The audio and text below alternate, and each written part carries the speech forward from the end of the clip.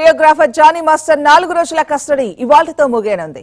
మధ్యాహ్నం వరకు Johnny master ను విచారించనున్న నార్సింగి పోలీసులు అనంతరం కోర్టులో హాజరుపరచనున్నారు. అయితే పోలీసుల విచారణలో బాధితురాలే తనను వేధించిందని జానీ మాస్టర్ చెబుతున్నారట. పోలీసులు అడిగిన కొన్ని ప్రశ్నలకు మాత్రం ఆయన సమాధానం దాటవేస్తున్నారు. తాను ఏమాత్రం తప్పు చేయలేదంటూ జానీ మాస్టర్ పదే పదే చెబుతున్న మాటలు.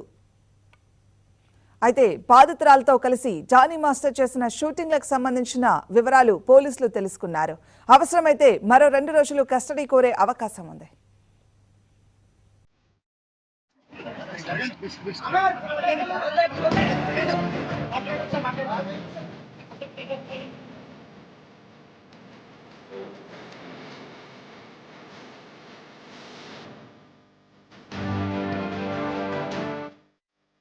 ఇక ఇదే అంశానికి సంబంధించి మరింత సమాచారాన్ని మా క్రైమ్ కరెస్పాండెంట్ రాఘవేంద్ర అందిస్తారు. రాఘవేంద్ర, మాధవి అత్యాచార కేసులో అరెస్ట్ అయిన ప్రముఖ కొరియోగ్రాఫర్ జానీ మాస్టర్ కేసులో పోలీసులు కస్టడీ విచారణ కొనసాగుతున్న పరిస్థితి ఉంది. ఈ రోజు నాలుగో రోజు పోలీసులు కస్టడీలోకి తీసుకొని విచారిస్తున్న పరిస్థితి. బాధితురాలు స్టేట్మెంట్ ను ముందు ఉంచి జానీ మాస్టర్ నార్సింగ్ పోలీసులు విచారిస్తున్న పరిస్థితి ఉంది. పోలీసు విచారణలో బాధితురాలు తనను వేధించిందని మాస్టర్ చెప్పినట్టు సమాచారం అందుతుంది. నాపై బాధితురాలు చేస్తున్న ఆరోపణలు నిరాధారమైన ఆయన పేర్కొన్న పరిస్థితి. డీ షో ద్వారా తనకు తానే పరిచయం చేసుకుందని, మైనర్ గా ఉన్న సమయంలో లైంగిక దాడి చేశారన్నది అసంభవం, అబద్ధం అని చెప్పి అతను చెప్పుకొస్తున్న పరిస్థితి ఉంది. తన టాలెంట్ ను గుర్తించి అసిస్టెంట్ కొరియోగ్రాఫర్ గా అవకాశం ఇచ్చాను, తనను పెళ్లి చేసుకోవాలని బాధితులు మానసికంగా హింసించేది. ఎన్నో సార్లు బాధితులు తనను బెదిరింపులకు దిగిందని, నేను పడుతున్న ఇబ్బందిపై ఒక డైరెక్టర్ దృష్టికి తీసుకెళ్లాను.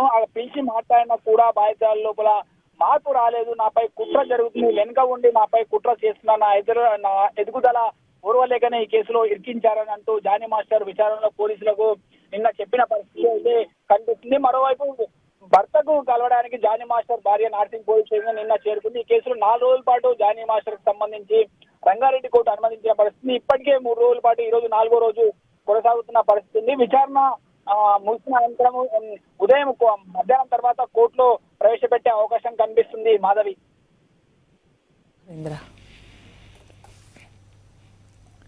రైట్ రాఘవేంద్ర.